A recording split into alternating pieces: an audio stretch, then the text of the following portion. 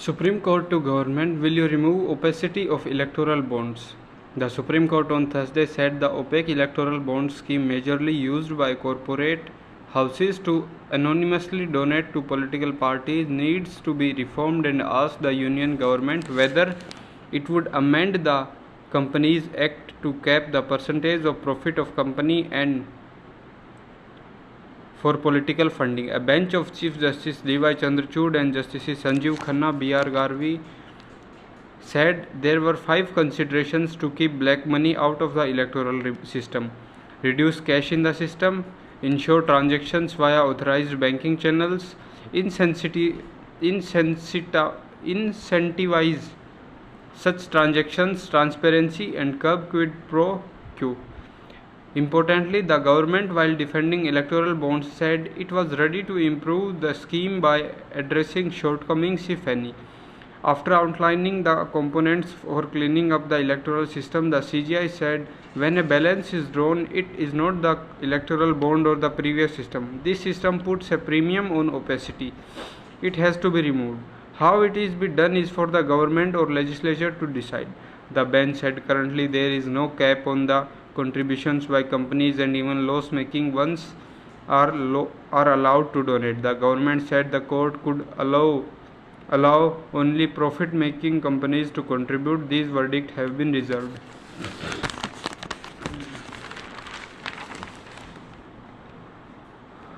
As Center sends notice, Apple said to stand ground, ready to fly in experts.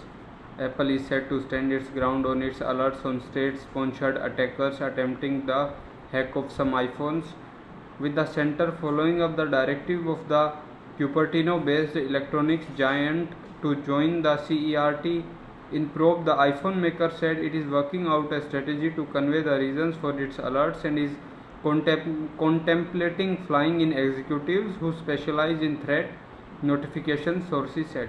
CERT in has started its probe. They will cooperate in this probe. IT Secretary S. Krishnan said Thursday, stating that a notice has been issued to Apple. We are assessing the situation and are in constant touch with our headquarters, considering the urgency on the matter and seriousness around it, one of the Apple sources said. Summons motivated bad-in-law, says Kejriwal, skips ED quizzing. Delhi Chief Minister Arvind Kejriwal didn't appear before the Enforcement Directorate on Thursday in the excise policy case and left on a 3-day tour of poll-bound Madhya Pradesh and Chhattisgarh.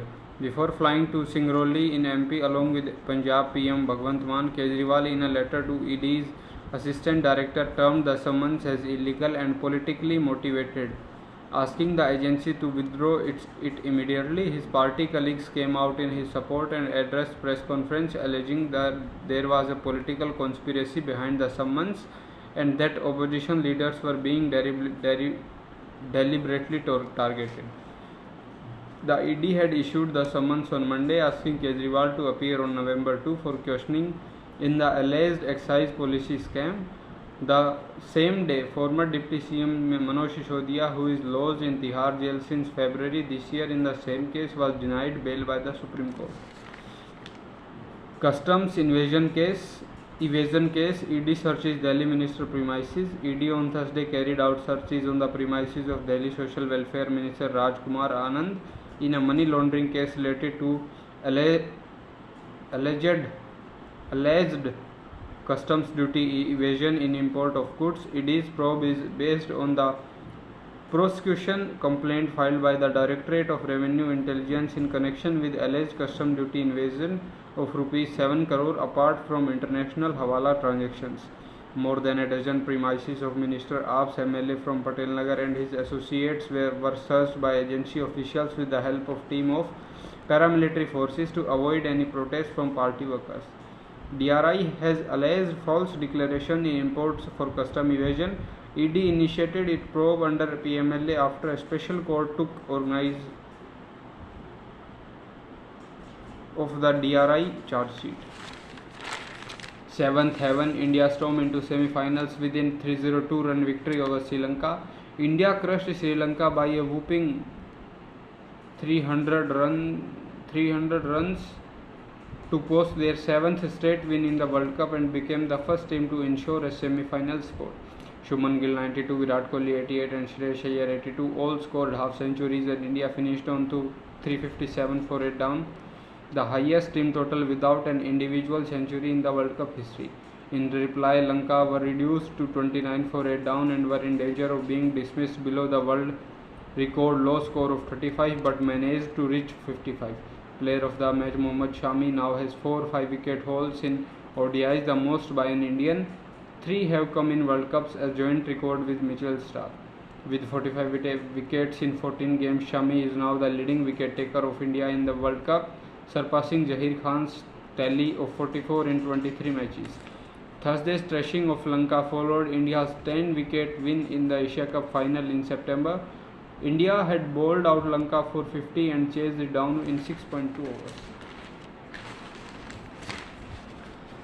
GRAP 3 kicks in a city's AQI norms. Sewer primary classes old cars off. The capital region, which woke up choking in a thick layer of toxic smoke on Thursday, saw its air quality drop rapidly to the severe zone by 5 pm, forcing authorities to enforce Stage 3 of the Graded Response Action Plan, under which Delhi primary schools were shut for the next 2 days and vehicles with older emissions standards were barred from running in several NCR districts. Delhi's air quality started deteriorating from 8 am when the average air quality index stood at 351, reaching 392 by 4 pm and 402 by 5 pm, thereby entering the severe category for the first time in this season. By 8 pm, the AQI had rose to 417 as per Central Pollution Control Board's data. At 8 am, the most polluted stations were Mundka, Anand Vihar, Rohini, Bhavana, Narela and Dwarka Sector 8. Experts said a rise in subtle burning and adverse meteorological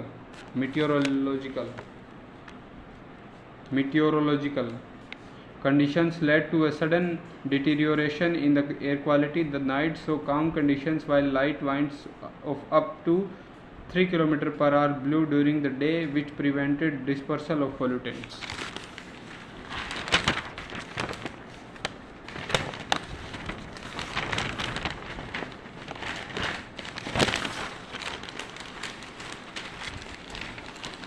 Desperate Delhi's look to loosen pollution's grip.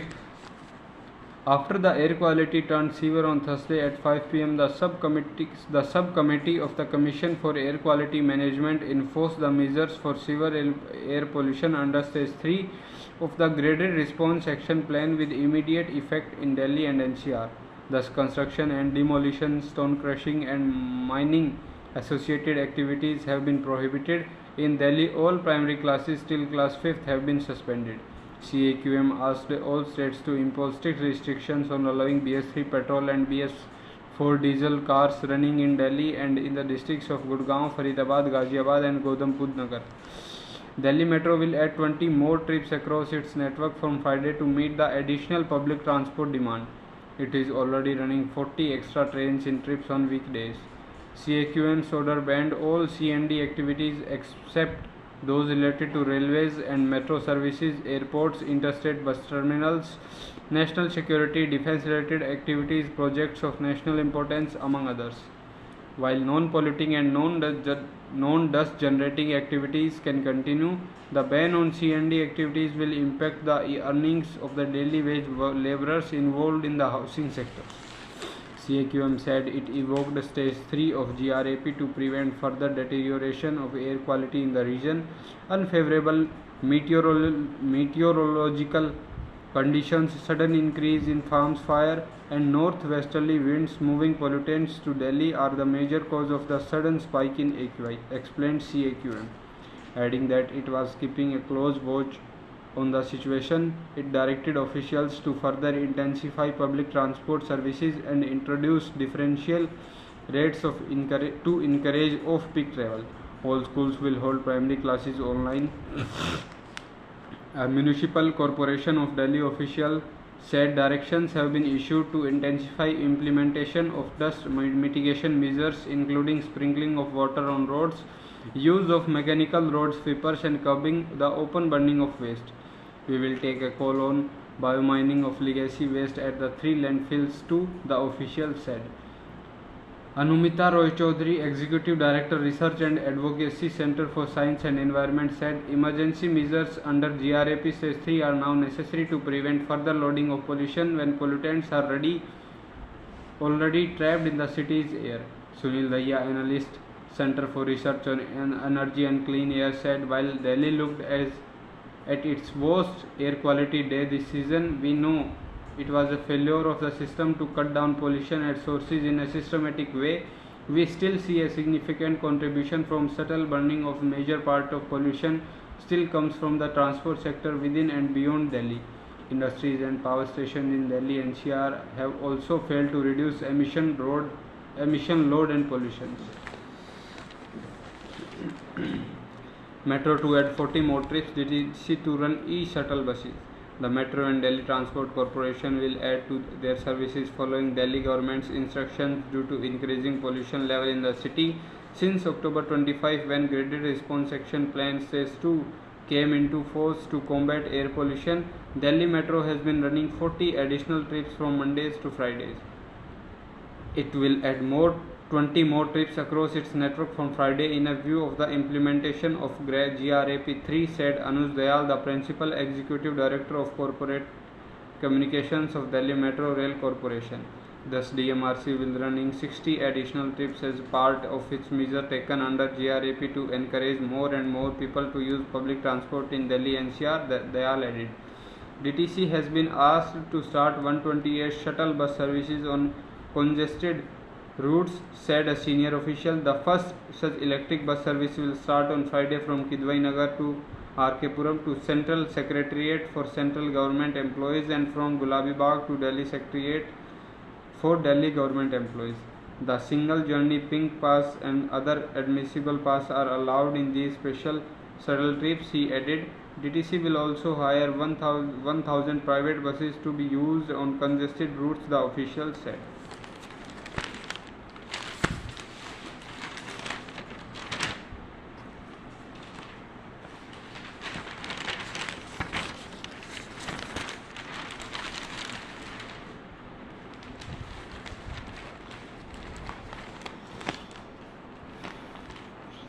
High Court must learn to live with nature, can't just cut a tree for car parking.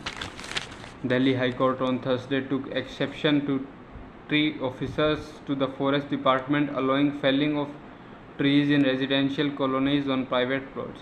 We must learn to live with nature. A tree can't be cut just to make way for a car parking or increase the premium of a property, Justice Jasmeet Singh observed while hearing a contempt plea against a tree officer who allegedly ignored tree felling in 2 properties in Vasant Vihar. You are within your rights and power to refuse permission in certain cases, the court reminded the authorities and directed the Municipal Corporation of Delhi's Building Department to file an affidavit indicating how many sanction plans released by it took into account the presence of trees in the boundary of plots in question. The court was perturbed to note that the tree officer in his latest order of October 31 had compounded the felling of 17 trees on 2 plots in Vasant Vihar by slapping a fine of rupees 10 lakh on the errant owners. The counsel of the tree officer tried to highlight that he had also directed MCD to promptly plant 190 trees to replace the fallen trees and clarified that these must be a native species and placed within Vasant Vihar, but the court wondered why the trees adjoining the plots were allowed to be cut. If you don't know why 9 big trees were cut, then shut down your office. Can 9 miscreants come and cut trees on private property? How can you be so casual? I will say yours is a different organization if that's the case. Such a non-sensitive casual approach is not acceptable, the court told the government counsel. The court then directed the tree officer to take fresh action and convey his stand to the next date of hearing. It pointed out that every tree is a category. Colonies will affect the reduced marketability of these buildings. that are coming up. It will give more car parking space to the builder, but we can learn to live with nature. DU English Department hikes PhD fees over 10 times. Delhi University's English Department has increased the fee of PhD scholars by almost 10 times from rupees 1932 to 23,000, prompting teachers and students to demand a rollback. Students says the hike was not mentioned in the admission bulletin and they were informed about it late. While teachers have called the university move shocking, some academic council members have written to Vice Chancellor Yogesh Singh against the hike. For other departments, the fee have reportedly been doubled. Abha Dev Habib, a member of Democratic Teachers Front, said for other departments too the fees have been doubled and made close to rupees 4400, which is rather steep, but a hike of over 1200% is unacceptable and unfortunate. Nothing can explain this kind of inflation. Instead of placing it before a statutory body of DU, the decision has been taken using the VC's emergency powers. Teachers are worried that the hike will reduce diversity and adversely impact students. Scholarships and concessions can't be substitute for affordable fees for all. Jawaharlal Nehru University saw a fee hike after the university took higher education financing agencies loans. This is the commercialization of public funded universities, a key component of National Education Policy 2020, added Habib, who teaches physics at Miranda House. Vijaya Vikantaraman, a teacher at the Germanic and Romance Studies Department, said the decision showed the university's attitude towards students who cannot afford to pay such huge amounts.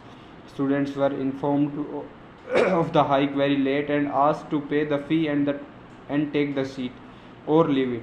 This shows the utter callousness of those behind the decisions and the total disregard of those students who might have worked hard to get a coveted seat. In a letter to VCs, 4 SC members who are part of DTF have demanded rollback to the fees. A student organization, Krantika Yuva Sangathan, also submitted a memorandum to Singh on Thursday. It claimed that DU's Executive Council has approved on August 25 a university notification regarding an increment of PhD student fees to rupees 4,000. Thus, the increment from rupees 1,900 to 23,000 clearly violates the decision of EC. The action will debar those coming from socio-economically deprived sections to pursue education at the premier public funded university, KYS stated. All India Students Association and Students Federation of India also demanded a rollback and called it a move towards privatization following the implementation of NEP. The head of English Department, Anil Aneja, and Registrar Vikash Gupta did not respond to Times of India queries. In 2022, DU has raised the fees for PhD thesis evaluation by over rupees 2,500 for all students. The fee, which was earlier 5,000 for the students with a fellowship, became 7,500, while those without a fellowship were asked to pay rupees 5,000 instead of 3,000. Fees facility is far from satisfactory, claim Jamia students. Alumni faction skips event. AI, the dock of deploying plane with lower O2 reserve.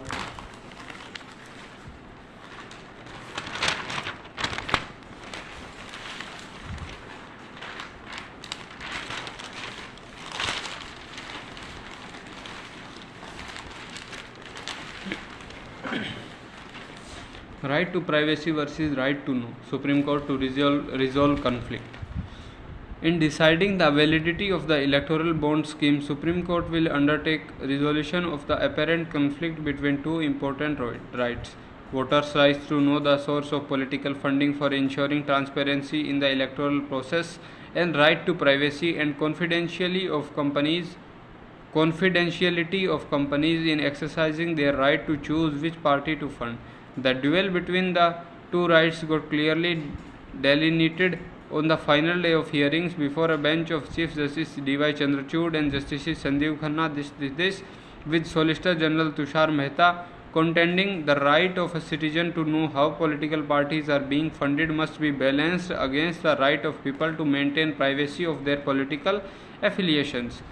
Building on Supreme Court's own order in a Puttaswamy case, where it added right to privacy to the Charter of Fundamental Rights, Mehta said no right can be absolute and unqualified on the right to know is the different. Right to know would be required to be a balance against the equality fundamental right to privacy. Political self-expression, either through voting or donations to one's preferred party or candidate, lies at the heart of the zone of privacy which the government is constitutional by obliged to respect. Therefore, any inroad into the private zone could be made only upon some compelling interest being demonstrated. Attorney General R. Vikrant Ramani stayed clear to the intense debate over validity of electoral bond scheme, its alleged opacity, and voters' right to know the source of political funding, to ask a simple question to the bench: can the Supreme Court, in exercise of its constitutional powers, create mechanism for political funding? Amid China overtures, King of Bhutan arrives in India today. Bhutan King Jigme Khesar Namgyal Wangchuk will on Friday begin an 8-day official visit to India amid renewed efforts by Bhutan and China to resolve their boundary dispute and Beijing's push for diplomatic ties with Thimphu. India and Bhutan enjoy unique ties of friendship and cooperation, which are characterized by understanding and mutual trust, said the government in a statement. The visit by the king, who will meet PM Modi during his stay in Delhi, is being seen as reassuring gesture by Bhutan to India amid concern here about Thimphu's apparent effort to open up to China, and obvious from the visit to Beijing by Bhutan foreign minister last month. The visit will provide an opportunity to both the sides to review the entire gamut of bilateral cooperation and to further advance the exemplary bilateral partnership across diverse sectors, added the government. Bhutan is said to have assured India that it will be mindful of New Delhi's interest in case of any border agreement with China. Wangchuk's visit comes to close on the heels of a rare visit to China last month by Bhutanese Foreign Minister Dorji, during which both countries held the 25th round of their boundary talks after a gap of 7 years and expressed interest in demarcating the boundary soon. Bhutan PM has on more than one occasion in the recent past said that Bhutan is close to resolving its border disputes with China. The Indian government expects Bhutan to not to do anything in reaching a border agreement with China that counsel Imperial India's security, particularly on the Doklam tri-junction issue that's critical to India's security. Shering had said earlier that all three countries will have a saying in resolving the Doklam issue.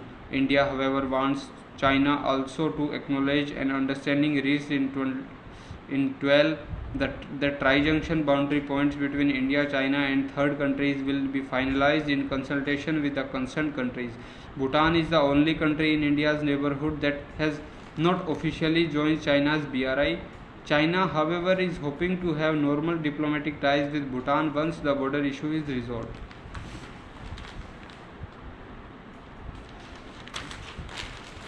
Those who loot state won't be spared, declares Modi. Prime Minister Narendra Modi warned on Thursday that those who will indulge in corruption will not be spared. Speaking at a rally in Moist-Hit Kanser district of PM, made a guarantee: "I'll tell the truth, youth of Chhattisgarh. No matter how powerful the ones who have looted Chhattisgarh, they will have to return everything." The PM accused Congress of promoting dynasty, nepotism and corruption and failing to fulfill its promises. Congress and development can't coexist. After losing power at the center, it is now filling its coffers through corruption in the states under its rule. No one who has looted will be spared, he said. The PM alleged that Congress has abused him ahead of the 2014 Lok Sabha elections because he is from an OBC community. Congress betrayed the youth of Chhattisgarh. They promised jobs, but the recruitment carried out by the Public Service Commission became a source of corruption for them. The PSC office was transformed into the Congress committee's office, and instead of hiring qualified candidates, they favored their own relatives and children, Modi claimed. In Haryana, Shah make Khattar BJP workers now to deliver all 10 Lok Sabha seats. With less than 6 months left for parliamentary elections, Union Home Minister Amit Shah sounded the poll bugle in Haryana on Thursday from the home turf of BJP CM Manohar Lal Khattar in Karnal city. मेरे साथ दोनों हाथ उठाइए and 2024 में मोदी जी को फिर से प्रधानमंत्री बनाइए के संकल्प लीजिए. Shah listed the central government's achievements in the past 9 years, including nullification of Article 370, the surgical strike, construction of a Ram Mandir and hosting the G20 summit. Calling former PM Manmohan Singh Moni Baba on serious national and security issues, Shah said any Alia Malia Jamalia used to enter Indian territory to execute bomb blasts, but after the Modi government came to power, it eliminated such terrorists through a surgical strike by entering the enemy's land. He said when the center decided to nullify Article 370, Rahul Baba had said खून की नदियाँ बह जाएंगी, but nobody dared to even throw a pebble. He listed the construction of the Ram Mandir as a major achievement, saying what others could not accomplish in 500 years, Modi did within a few years of forming government. Shah attacks the previous Bhupender Singh Hooda-led Congress government for corruption and nepotism on the Om Prakash Chautala-led state government for worsening the state's law and order situation. Referring to the India bloc, Shah said that this Ghamandiya Gathbandhan has been formed by people looking to settle their family members in politics or please their madam. They are listed bothered into the welfare of 130 crore people, he said. Help to boost Lanka economy will go on, Finance Minister. India on Thursday assured Sri Lanka it will continue to work very closely with the island nation on debt restructuring discussions and extend support for the economic recovery. Speaking at the NAAM 200 organized by the government of Sri Lanka to commemorate the 200th anniversary of arrival of India original Tamils, Finance Minister Nirmala Sitharaman said India rendered an unprecedented financial assistance of over $4 billion last year when the island nation faced a financial crisis. When Sri Lanka faced its unprecedented economic crisis a year back, we felt it was our duty to stand up with our friends in Sri Lanka. We could not bear the difficulties of our friends in Sri Lanka had to face. Our government had the people of India acted collectively and came close to your assistance in record time, she said. Sitharaman, who also said India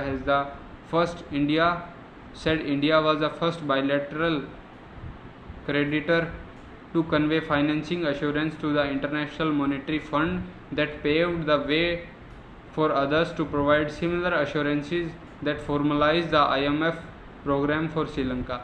India will work closely with the Sri Lankan government in recalling the vision provided by the leadership of both countries and thereby further deepening civilization's old ties with connectivity as a focus area, said Sitharaman, who is on a 3-day visit to Sri Lanka. BJP names rivals to Gehlot and Pilot in Rajasthan, Azhar in Telangana. BJP on Thursday released its third list of 58 candidates in the November 25 Rajasthan Assembly elections, fielding its nominee against Chief Minister Ashok Gehlot and former Deputy CM Sachin Pilot. The party also announced 35 candidates for Telangana state polls, in which the names of 2 BJP members of Parliament, G. Kishan Reddy and K. Lakshman, who had earlier unsuccessfully contested in the state polls, did not figure. Mahendra Singh Rathod, a former chairperson of Jodhpur Development Authority, is pitted against Gehlot in Sardarpura Assembly constituency and former MLA Ajit Singh Mehta against Pilot in Tonk. Mehta had won the 13 assembly polls from Tonk on a BJP ticket, and in 2018 Pilot wrested the seat from BJP. In its third list, BJP had fielded religious guru of Hathoj Dham Balmukund Acharya from Hawa Mahal, a seat of which Congress is yet to announce a candidate. BJP National General Secretary and Rajasthan in charge Arun Singh released the list on the national capital.